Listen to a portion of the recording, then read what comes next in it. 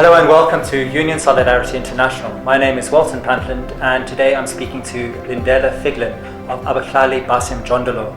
Abahlali baseMjondolo is a shack dwellers movement based in Durban, South Africa, and it is the largest and most prominent of South Africa's new social movements. We're going to speak about the position of the poor in post-apartheid South Africa. So Lindela, welcome to Glasgow. Thank you very much. So South Africa has been in the news recently because of the Marikana massacre, which seems to have stripped away some of the perceptions that people had about post-apartheid South Africa. This is obviously something that your organization has been aware of for a long time. Can you tell us what the situation is at the moment? Yeah, you think before 1994 in South Africa there were massacres which were taking place. And we thought those massacres, it was because of the white minority government and also the apartheid. Then, even after 1994, we noticed that also there's massacres. The only problem is because they don't respect the poor people.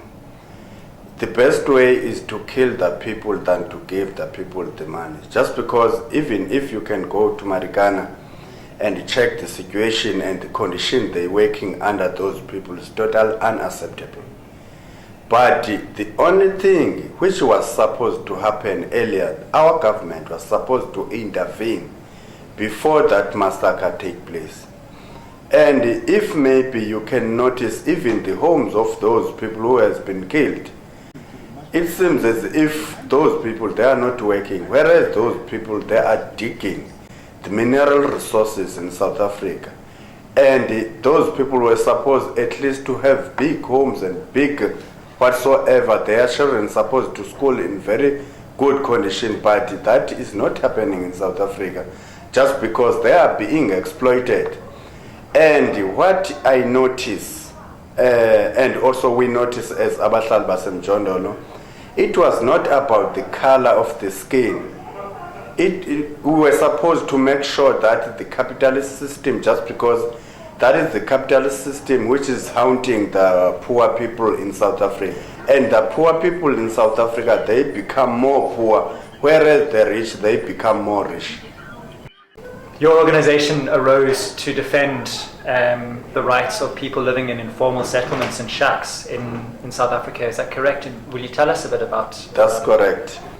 The reason why we formed that movement in 2005, just because we were so disappointed, just because we used to trust our government, like maybe the government is going to emancipate us from poverty, but it seems as if we are going down deep to poverty.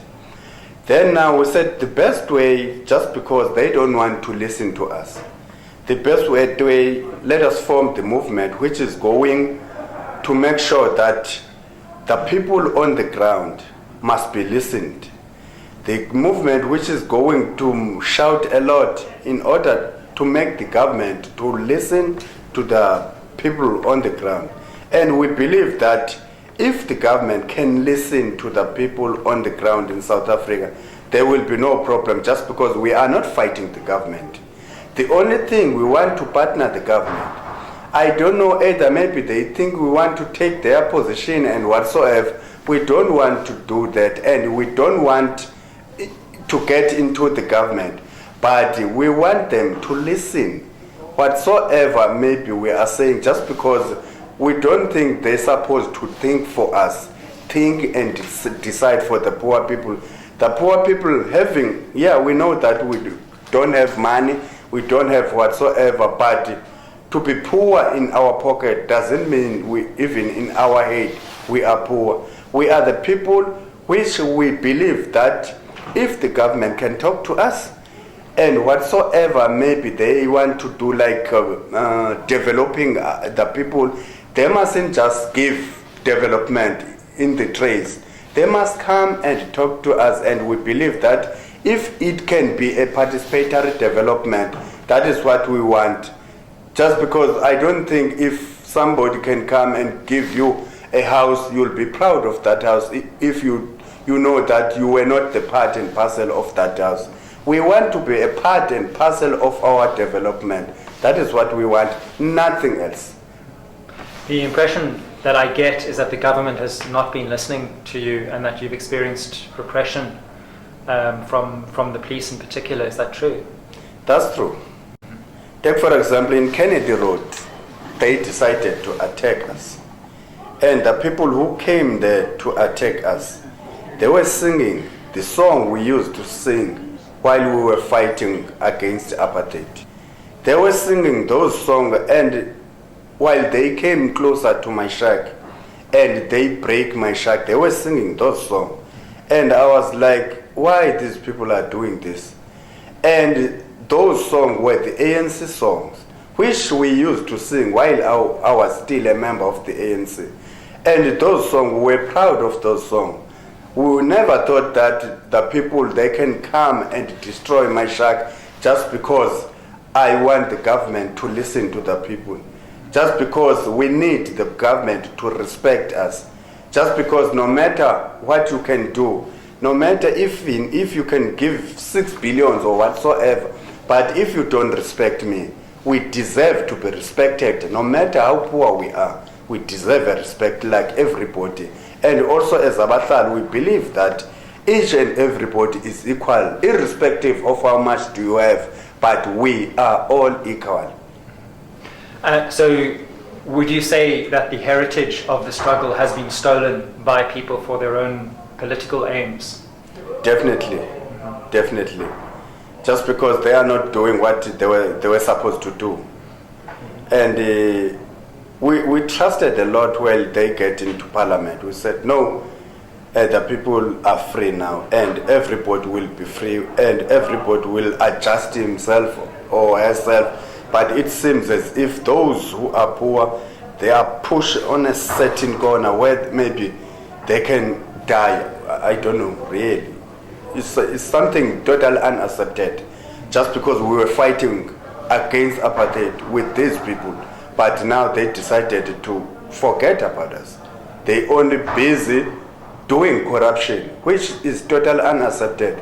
And it is bad when you see somebody getting more rich, whereas we are getting more poor. It is total bad and not accepted. And we are not against the government. We are not against whatsoever. But what we are against the situation the poor people they are living under. We are not going to tolerate it. We are not going to accept it at all. So part of the problem seems to me to be that the ANC has a right-wing economic policy which hurts the poor. The parliamentary opposition, the DA, is even more right-wing. So that means that there is a big constituency in South Africa which is not represented adequately by any political party. How do you hope to bring about change? We think as Abahlali baseMjondolo, if either the government can come down and listen to the poor, more especially like you see the economy in South Africa is on the hands of the capitalists. Whereas before 1994 there was something which we used to call it Freedom Charter. The Freedom Charter, everybody was so proud of Freedom Charter just because it stated that the people will be equal and the economy of the country will be shared among the people. And everybody was happy with the Freedom Charter. But if now the government can implement what is written in Freedom Charter, I think it will be good for everybody, just because it doesn't say this one is white, this one is black. It includes everybody on one stage where everybody must be uplifted and developed. That is what we believe as Abahlali baseMjondolo. Like, really, the government need to do something. Or either if the government is not doing something, the poor people on the ground must all be united and fight that system they are using in South Africa, the capitalist system, just because it's not for all of us, it's for the certain people only, where those who are rich, they're getting more rich, poor, they're getting more poor. There are a number of other social movements in South Africa, such as Landless People's Movement, Soweto Electricity Crisis Committee, Western Cape Anti-Eviction Campaign. Do you have any relationship with any of these other movements? Anti-eviction campaign is one of our allied movement.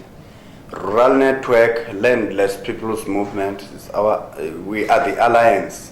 But some now, what we are doing as the social movement in South Africa, Abahlali baseMjondolo, we are on the plans to do a summit, a poor people's summit, where the poor people must gather together and plan for their future. Just because if they don't plan for their future, it means the government or either other people who's got too much money can plan for the poor people. Let us plan before the other people can plan, or either let us plan before the government can hire the people to plan and decide for the poor people. We are going to make sure that summit is going to start regionally, provincially, and then nationally. When it comes that it's on a national level, is when we are going to make sure that even internationally, we are calling the poor people to come together in order to fight this capitalist system, which is really crippling the economy of the world. What is the best way that people in other countries can work with you and support Abahlali?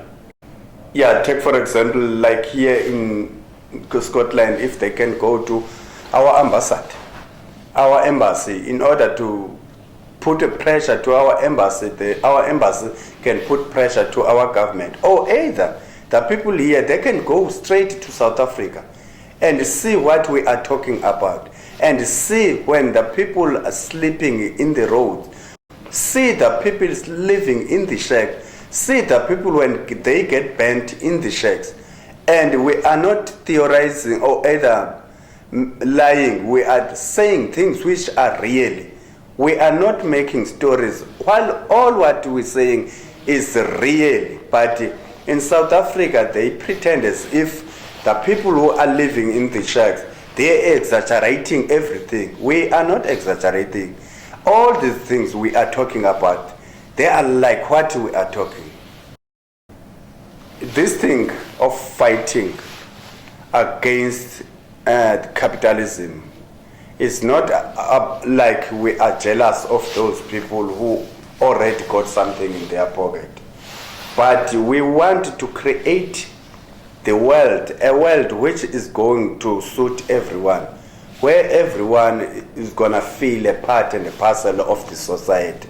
It's not because there are some other people we hate. We don't hate anyone, but we need to have the world or other countries which everyone is going to feel the part and the parcel of the society only. Lindela, thank you. Thank you very much.